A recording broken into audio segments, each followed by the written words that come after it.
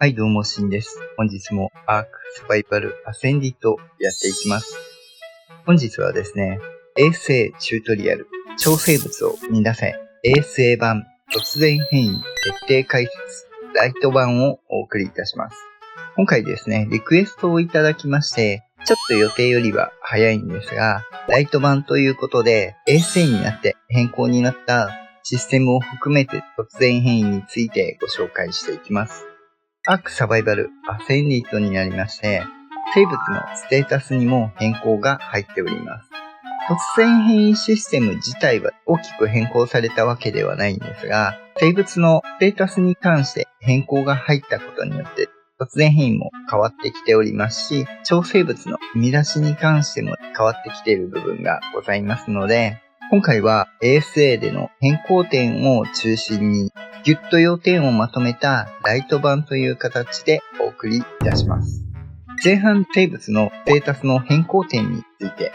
中盤ステータスの変更点も含めた突然変異のシステムについて、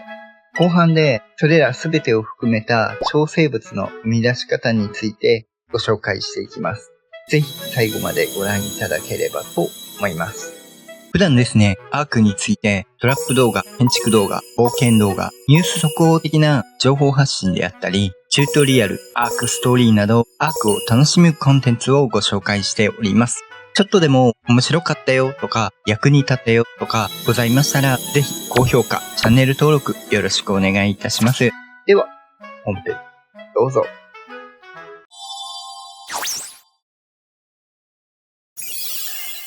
ではですね、まず、ステータスの変更点についてご紹介していきます。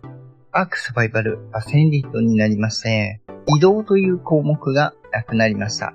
一応ローカル設定では移動触れるようにもできるんですが、基本ステータスとしては移動項目がなくなりまして、6つのステータスの振り分けとなっております。なので、今回の突然変異等に関しても、ステータス6分の1ということになりますので、無駄ポイントであった移動という項目がなくなりまして、かなり突然変異のステータスを少しですが狙いやすくなったということになります。もちろん酸素量がない生物に関しては5分の1ということになりますので、さらにですね、ステータスを厳選しやすくなったということになります。また、移動がないことによって、同レベルでも各ステータスに振り分けられるポイントが増えることになりますので、生物の厳選も少しやりやすくなっております。そして同じステータスなんですが、もう一つの部分として大きく変わったところがあります。それがこちら。現状ですと、このテック双眼鏡でしか見れないところではあるんですが、このように生物のステータス見ていただくと、各ステータスのところの後ろにカッコで3つの数字が書かれております。これはそれぞれ各ステータスに振り分けられているポイントの数字となっております。まず一番左が初期ステータス。野生のヘイム時のステータスであったり、ブリーディングの初期ステータスということになりまして、ブリーディングをした際に引き継がれるステータスということにもなります。続いて真ん中が突然変異ステータス。突然変異での振り分けられたポイントがこちらに分かれて表示されます。そして一番右がレベルアップステータス。これは最大88までレベルが上がりまして、サバイバーの選択にてレベルを上げていけるものになります。どのステータスに自分でレベルを振ったのかがここで確認ができます。ASE 時代は野生ステータスと突然変異のステータス、合計されたもののみになっていたんですが、今回 ASA になりまして、それぞれの振り分けポイントを分離して考えることになります。それによって大きく変異出し、超生物の生み出しに影響をしておりますので、後ほど詳しくご紹介させていただきます。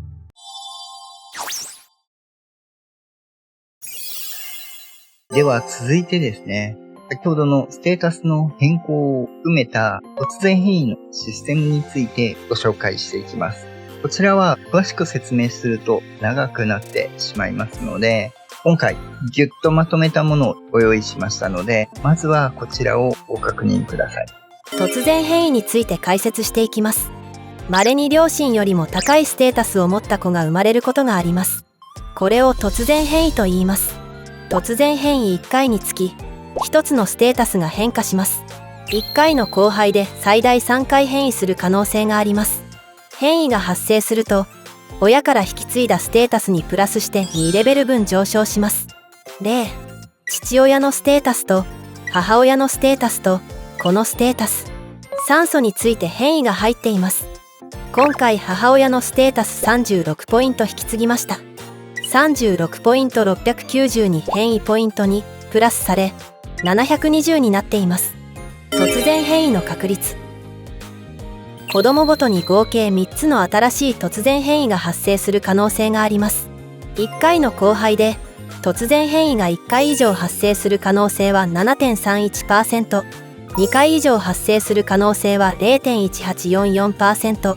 3回発生する可能性は 0.00156%。母親側、父親側それぞれ最大20回まで突然変異可能です。どちらかの親の突然変異カウンターが20を超えている場合、これらの可能性は 45% または 55% 減少します。変異するステータスの高いステータス値を持つ親のカウンター値が20を超える場合、可能性は 55% 減少します。この場合、少なくとも1つの突然変異が発生する確率は 3.337% です。変異するステータスの低いステータス値を持つ親のカウンター値が20を超える場合は 45% 減少します。この場合、少なくとも1つの突然変異が発生する確率は 4.07% です。両親の突然変異カウンターが20を超えている場合、突然変異の可能性はありません。変異の仕組みについて。1回の交配において、ステータスの変異判定が3回行われます。判定1回につき 2.5% の確率で変異します。アーク・サバイバル・アセンディットでは、初期ステータス値は母親または父親から選択され、55% の確率でより強力な野生ステータスと変異ステータスが選択され、45% の確率でより弱い野生ステータスとより弱い変異ステータスが選択されます。より強い野生ステータスをより弱い突然変異ステータスに引き継ぐことは不可能であり、また、より弱い野生ステータスをより強力な突然変異ステータスに引き継ぐことは不可能です。この時点で、この体力、スタミナ、酸素、食料、重量、攻撃の各初期ステータスが確定されます。ここから突然変異の判定が行われます。次の処理が3回行われます。1、突然変異のステータスの選択。突然変異の可能性があるステータスを1つ選択します。種族でレベルアップが可能なステータスのみが選択されます。2、選ばれたステータスについて、母親と父親のどちらが変異元となるか選ばれます。交配でのステータス引き継ぎ判定とは別に、両親のステータスの高い方が 55% の確率で変異元として選択されます。このため、例えば、父親のステータスを引き継いだとしても、変異元としては母親が選択される場合もあります。3、変異元に選ばれた親の変異回数が20を超えていないか判定されます。親の変異回数が20を超えていた場合、ここから以降の処理がスキップされ、突然変異は発生しません。4、選ばれたステータスにおいて、突然変異を行うか判定されます。2.5% の確率で成功し変異が発生します。失敗した場合、ここから以降の処理がスキップされ、突然変異は発生しません。5、アーク・サバイバル・アセンディットでは、変異ステータスの突然変異レベルが255未満であるか判定されます。突然変異レベルが変異後、親から引き継いだステータスにプラス2された状態が255を超えていた場合、ここから以降の処理がスキップされ、突然変異は発生しません。6、突然変異ステータスが適用されます。アーク・サバイバル・アセンディットでは、変異ステータスに突然変異レベルがプラス2が与えられ、変異元に選ばれた親側の変異回数がプラス1され、体の色が1箇所ランダムに設定されます。突然変異が発生したかどうかに関係なく、これらの突然変異の判定があと2回繰り返され、合計で3回判定が行われます。変異対象となるステータスはランダムなので、3回の判定において、特に運が良ければ、同じステータスが2回、プラス4、または3回、プラス6、影響を受ける可能性があります。インプリントと違い、次の子供にもステータスが引き継がれます。変異回数について。子供の変異回数は両親の変異回数の合計になります。変異回数は両親の合計なので、新たに変異しなくても、ステータスを引き継がなくても変異回数さえあれば増えていきます。変異数とステータスは別物ということです。変異回数のオーバーフローについて。変異回数は符号付き32ビット整数で保存されているため、21億4748万3647回を超えるとオーバーフローが発生し、マイナスの数になります。変異回数マイナスは、変異回数20回以下となるので変異が実質無限に行えます。逆に、マイナスもマイナス21億4748万3648回を超えると負のオーバーフローを起こし正の数字になります。また、変異回数は符形、母形の合計で決まるので、符形20億回、母形マイナス5億回の子供の変異数は15億回になり、マイナスの数値が消滅します。詳しくはこちらをご確認ください。まとめ。1、突然変異とは、親よりも高いステータスを持った子が生まれることがある。これを突然変異と言います。変異が発生すると親から引き継いだステータスに、プラスして2レベル分上昇します。2、変異の仕組み。1、親からの引き継ぐステータスの決定。2、各ステータスからランダムに1つのステータスが変異判定の対象として選ばれる。3、突然変異の元としての親の割り当て。4、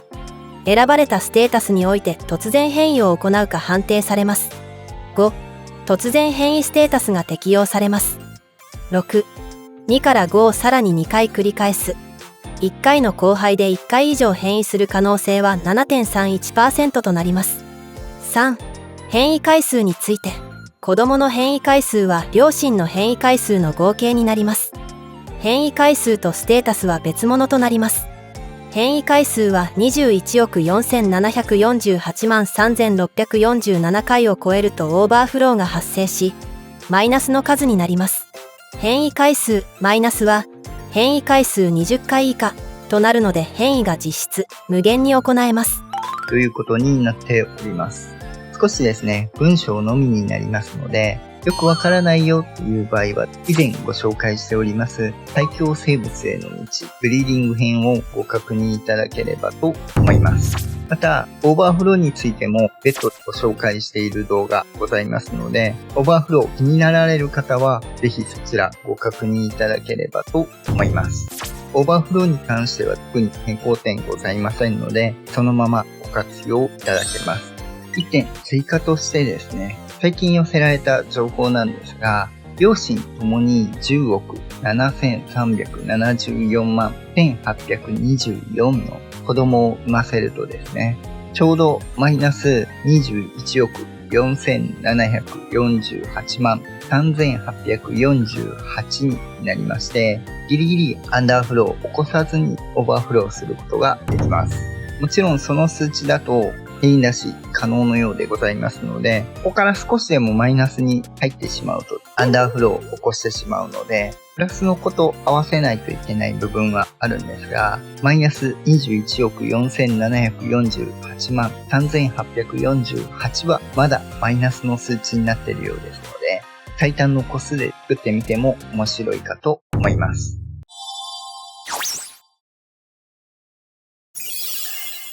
ではですね、ここからはここまでご紹介した内容を含めた ASA 版の超生物の見出し方についてご紹介させていただきます。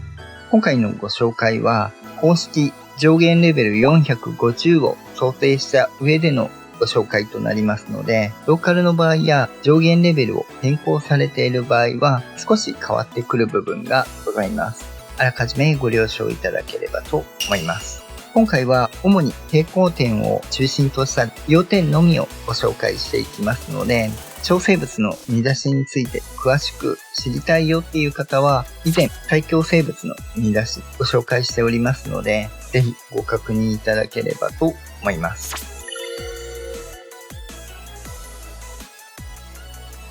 ではですね、まず今回はちょっと厳選したわけではないんですが、野生生物からの厳選ということになります。テック双眼鏡があるとステータスが見れるので楽なんですが、このように高レベルの野生生物を探して、平均になっているものもいれば特化しているものもあります。今回はブリーディングでステータスを合わせていきますので、極力狙ったステータスが特出した生物を探していくということになります。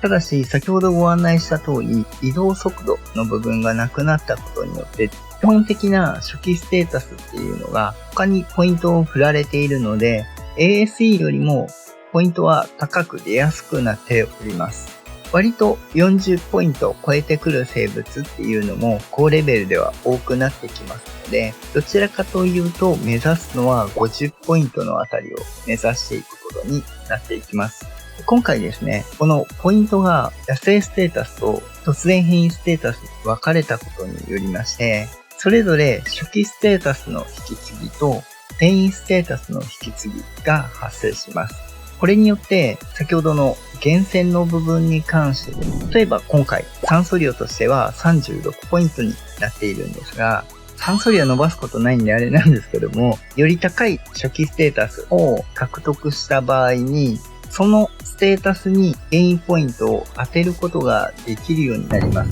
仮に酸素を伸ばしたいとしてですね、この36ポイントが別で40ポイントの生物見つけたとしたら、交配させると確率でその40ポイントプラス変異回数2回の生物が生まれるということになります。なので ASE の時代ですと、突然変異の変異出しをスタートした段階で厳選は終了となっていたんですが、ASA になりますと、突然変異の変異出しを行っていても、さらに初期ステータスの部分を更新することができるようになりましたので、さらにですね、変異出しと並行して初期ステータスの高い生物を探していくという厳選作業も行っていく必要があります。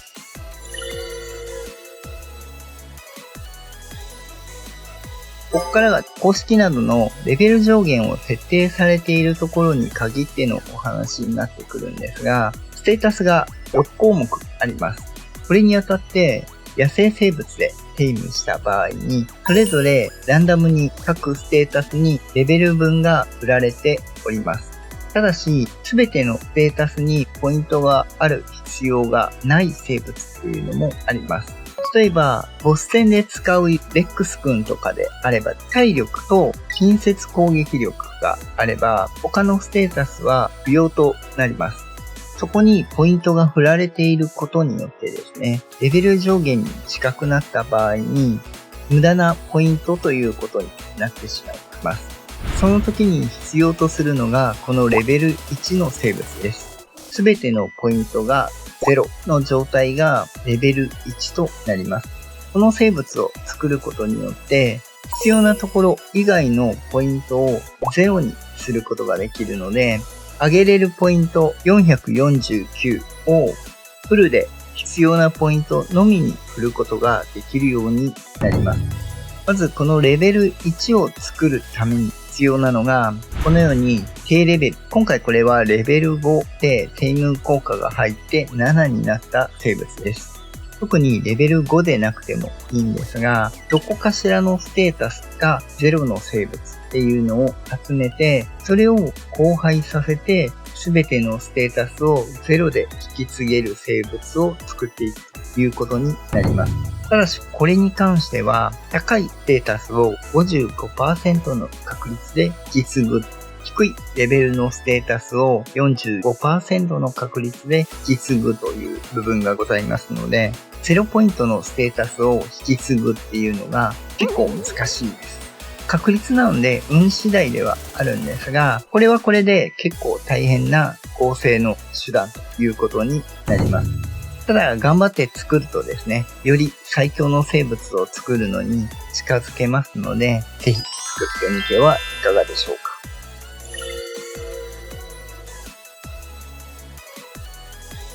続いて変異出しについて。まず変異出しに関しては、先ほどレベル1のメスを大量に用意していただいて、オスを変異出ししていくという形が効率的となります。どれぐらいの規模でするかにはよるんですが、突然変異起こるのが確率の部分、運次第というところにはなってくるんですが、基本的には100いくつ卵を割って1個生まれるかどうかっていうところになってきますので、少ないメスだと交配のクールタイムという部分がありまして、どうしてもですね、時間がかかってしまう部分になりますので、極力メスは大量に用意して数産ませるということが変異出しには重要となってきます。そしてレベル1のメスを用意する部分で、新しく変異出しされたメスを数揃えていくのも大変になりますので、レベル1のメスを固定しておけばですね、余分なところにポイントを振られることもないですし、オスを差し替えるだけで変異出しを続けていけるという利点がありますので、非常に効率的となってきます。これにあたってメスが変異して生まれた場合ですね、考え方によるんですが、このメスをオスに変換するよりですね、そのまま変異出しを続けてオスが生まれるように待った方が確率的には効率が良くなってきます。少し手間になりますが、レベル1のオスも用意しておいて、そのメスと交配させて変異を引き継いだオスが生まれるのを待つというのも一つの手段ではあります。ここはお好みとブリーディングされている規模にもよりますので、ご自身に合わせてご利用いただければと思います。そして変異出しをしていって、最終的に上限の変異レベル255を超えないステータスまで強化していただければと思います。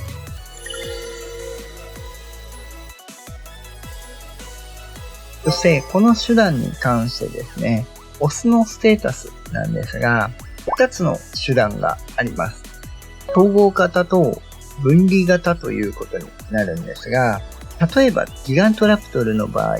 少し利用に合わせて上げるステータスも変わってくるんですが、例えばボス戦に使う場合、近接攻撃力と体力が重要となってきます。その上で統合型というのは、先ほどの不要ポイント、スタミナ、酸素量、食料、重量に関しては0ポイント。体力と近接攻撃力のみ高いポイントの生物、オスを生み出して、レベル1のメスと掛け合わせていくという手段です。これの利点は、目的のステータスが2つありますので、目的のステータスに変異がかかる確率が上がります。欠点は、2つのステータスを高いステータスで引き継いでいるかどうかというところになってきますので、そこが難しいところではあります。さらにですね、希望のステータスを変異したメスが生まれた場合に、これをオスに変更するという手段もかなり手間になってきますので、2つのステータスを高い位置で引き継いだ、変異ステータスも引き継いだ、さらにメスをオスに変換するというのがですね、かなり大変になってきますので、ここはですね、オスが生まれるまで待つ方がベストです。もう一つ、分離型というのが、体力と近接攻撃力を育てたい場合に、近接攻撃力のみの個体を育てて、別で体力のみのステータスを育てる。最終的に両方のステータスの子を合わせて、近接攻撃力と体力、変異を積み重ねた個体を作るという手段です。こちらは利点として、まず突然変異のカウンターが最大限アップに使えるということになります。突然変異のカウンターが、例えば片親20まで上げるために20回攻撃力上げたものと、別で作るため20回体力を上げたもの、それぞれを用意して合わせるという手段が取れます。これ統合の場合は20回をどちらかに振っていくことになるので、倍強化ができるということになります。ただし、こっちがいいっていうものでもなくてですね、状況的な部分もありますが、オーバーフローを使わないのであれば、分離型の方がより強い生物を生み出せるということにはなります。そして、ここから光ってくるのがオーバーフロー個体になります。変異カウンターが20を超えると変異をしません。ただし、オーバーフローを作るとマイナス値になるので、20以下ということで変異を行えるようになります。なので、カウンターの変異としては無限に変異ができることになりますので、カウンター値を気にせずに変異を重ねていくことができますので、超生物を生み出す上で、やはりオーバーフロー個体があって、初めて554ポイントの変異レベルを集めることができますので、超生物を生み出したい生物たちに関しては、オーバーフロー個体を作る必要が出てきます。余談ですが、オーバーフロー個体は突然変異を続けていくための手段であって、オーバーフロー個体が強いわけではないので、そこだけ混同しないようにご注意いただければと思います。